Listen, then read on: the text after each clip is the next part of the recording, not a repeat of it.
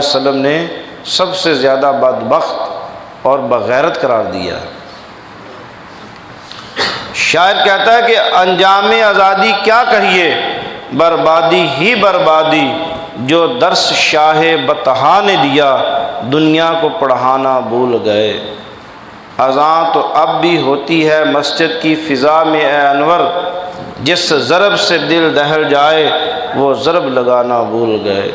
اذان، ایسی اذان کہ جس اذان کو سن کے اپنے تو اپنے غیر بھی مسجد کی طرف دوڑے چلے آئے۔ حی علی الصلاۃ، حی علی الفلاح، کیسے خوبصورت کلمات ہیں۔ حکومت نے اعلان کیا کہ ایک شناختی کارڈ پہ 2 کلو چینی ملے گی، اور رٹین کی دکانوں سے وہ 10 روپے 15 روپے سستی ہے۔ اگر مارکیٹ میں 80 روپے 85 روپے تو وہاں 60 کے آگے پیچھے ہے۔ ایک شناختی کارڈ پہ 2 کلو چینی ملے گی۔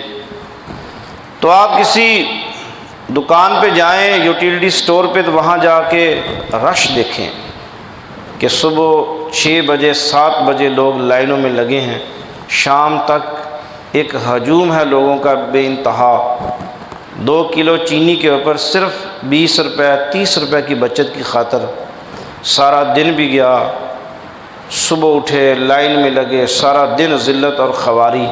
حکومت کے اعلان پہ لوگوں کو یقین ہے، لیکن کیسے مسلمان ہیں کہ ادھر مؤذن 5 وقت مسجد میں کھڑے ہو کے کہتا ہے کہ لوگوں حی علی الفلاح، حی علی الفلاح، آؤ کامیابی کی طرف، آؤ فلاح کی طرف۔ وہ مؤذن نہیں بلا رہا، اللہ کا حکم ہے کہ تم اذان دو اور لوگوں کو بتاؤ۔ تو پھر علامہ اقبال رحمۃ اللہ علیہ نے اس پہ گلہ کیا ہے کہ اصل میں مؤذن کی اذانوں میں طاقت ختم ہو گئی ہے۔ اصل قصور لوگوں کا تو ہے، لیکن اس منبر پہ بیٹھنے والے علماء کا قصور ہے۔ قصور ہے اس مؤذن کا، قصور ہے اس شیخ کا۔ دنیا داروں نے محنت کی، اس دل میں پیسے کی محبت بیٹھ گئی۔ باپ رات دن ایک ہی لفظ، پیسہ پیسہ پیسہ پیسہ۔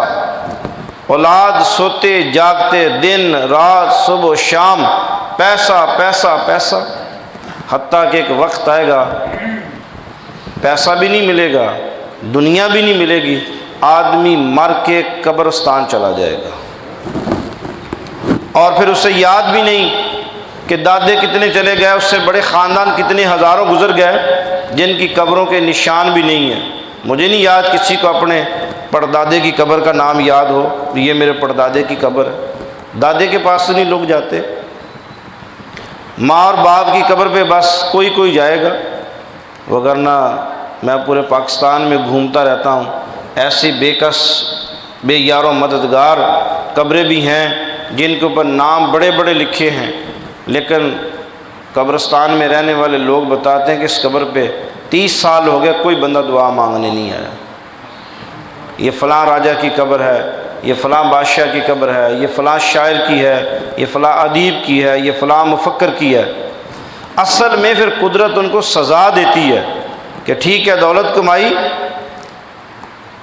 مال کمایا، اسی مال کے ساتھ جاؤ قبر میں، اولاد کو اگر قرآن سکھاتے، اولاد کو قرآن پڑھاتے، اولاد کو قرآن سمجھاتے، اولاد کے دل میں قرآن کی محبت بٹھاتے، اور اولاد کو قرآن پہ عمل کرواتے، اور اولاد کو سکھاتے کہ قرآن کی تبلیغ کرنا، تو آج یہ بچہ قبر پہ آ کے باپ کے کچھ نہ کچھ تو پڑھتا رہتا۔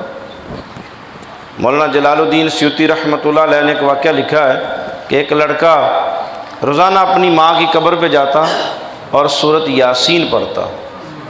آج کون سا دن ہے؟ آج سب بولو کون سا ہے؟ جمعۃ المبارک۔ قسمت والے ہوں گے آپ میں جو اپنی والد اور والدہ کی قبر پہ گئے ہوں گے، قسمت والے ہوں گے، اور قسمت والے وہ والدین ہیں جن کی قبر پہ اولاد آ کے قرآن پڑھتی ہے، وہ بھی قسمت والے ہیں اور جانے والے بھی قسمت والے ہیں۔ یہ دعا مانگا کرو کہ اللہ مجھے ایسی اولاد دینا جو میری قبر پہ آ کے تیرا قرآن پڑھے۔ اور یہ تب ہوگا جب آپ اپنی والدہ والد کی قبر پہ جائیں گے۔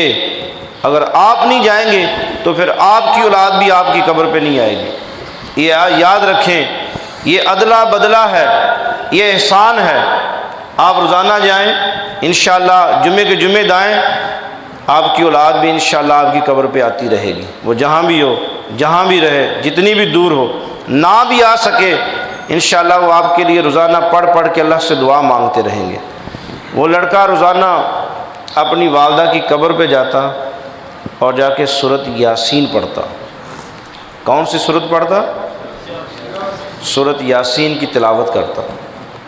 اچانک ایسا ہوا کہ کسی عالم صاحب سے ملاقات ہوئی، کسی بزرگ سے، کسی پڑھے لکھے آدمی سے، اور پڑھا لکھا آدمی بعض لوگوں کو جاہل سمجھتا ہے، خود عقل مند سمجھتا ہے۔ تو اس نے اسے کہا کہ مجھے یہ بتاؤ کہ تمہارے قرآن پڑھنے سے قبر والے کو کیا فائدہ؟ اس کا بس جو کر کے گئے تمہاری والدہ وہ جانے، اس کو کوئی فائدہ نہیں ہے۔ تو وہ بیچارہ نیا نیا ہتھے چڑھا تھا، ان کے پیچھے لگ کے قبرستان جانا چھوڑ دیا۔ کچھ دن گزر گئے، والدہ خواب میں ملی اور فرمایا بیٹا کیا گستاخی ہو گئی ہے مجھ سے کہ تم آ کے مجھے قرآن نہیں سناتے؟ میں نے تمہارا کیا بگاڑ دیا؟ میں ماں ہوں، میں نے تمہیں پالا ہے، جنم دیا ہے، اللہ کے بعد میں نے تم پہ کتنے بڑے احسان کیے ہیں۔ اور پتہ ماں کا میرے مدنی سے پوچھا گیا یا رسول اللہ میں سب سے زیادہ کس کا ادب کروں، کس سے پیار کروں، کس سے عشق کروں، کس سے وفا کروں، کس کا خیال کروں، کس کا سب سے زیادہ میں لحاظ کروں؟ فرمایا اپنی والدہ کا۔ تو سوال کرنے والے نے دوبارہ پوچھا کہ یا رسول اللہ اس کے بعد کس کا خیال کروں؟ فرمایا اپنی والدہ کا۔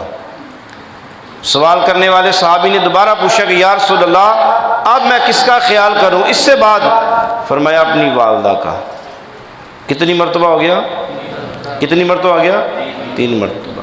اب رسول اللہ صلی اللہ علیہ وسلم کا 3 بار فرما دینا قیامت تک کروڑ بار فرما دینے کے برابر ہے، قیامت تک۔ فرمایا کہ اپنی والدہ کا۔ تو پھر اس نے چوتھی بار سوال کیا کہ یا رسول اللہ یا نبی اللہ اس کے بعد میری محبت کا، میری شفقت کا، میرے پیار کا کون حقدار ہے؟ میری اولاد، میری بیوی، میرے بھائی، میرے والد، میرے چاچا، میرے رشتہ دار کون ہیں؟ فرمایا کہ اس کے بعد باپ کا۔ نمبر 4 پہ کس کا نام لیا؟ باپ کا۔ اور پھر خود ہی وضاحت فرمائی کہ باپ بعض اوقات ناراض ہو جاتا ہے دنیا داری کی وجہ سے،